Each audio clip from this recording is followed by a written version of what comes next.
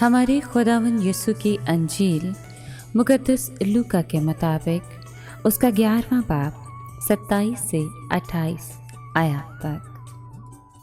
ایک دن جب یسوع کچھ کہہ ہی رہا تھا تو ہجوم میں سے کسی عورت نے اپنی آواز بلند کر کے اس سے کہا، مبارک ہے وہ رحم جس میں تو متحمل تھا اور وہ چھاتیاں بھی جو تو نے چوسیں۔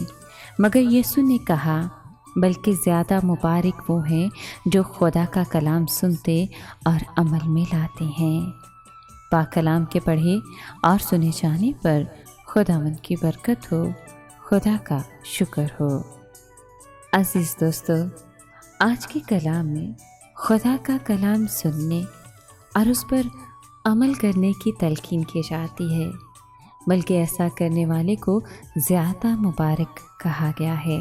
انسانی فطرت ہے کہ ہم اگر مشکل میں ہوتے ہیں تو جلد ہمت ہار جاتے ہیں اور بہت سے سوالات ہمارے ذہنوں میں اٹھتے ہیں کہ خدا کہاں گیا ہے؟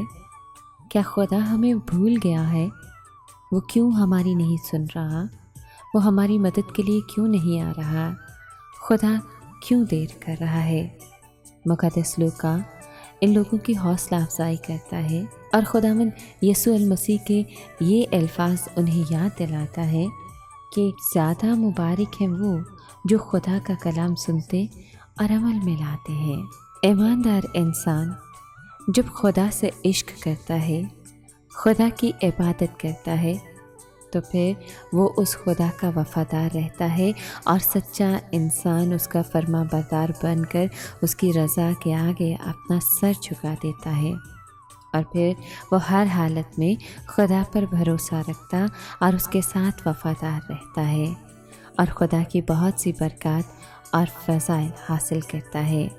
خدا ہمیں بھی کامل بھروسہ عطا فرمائے، آمین۔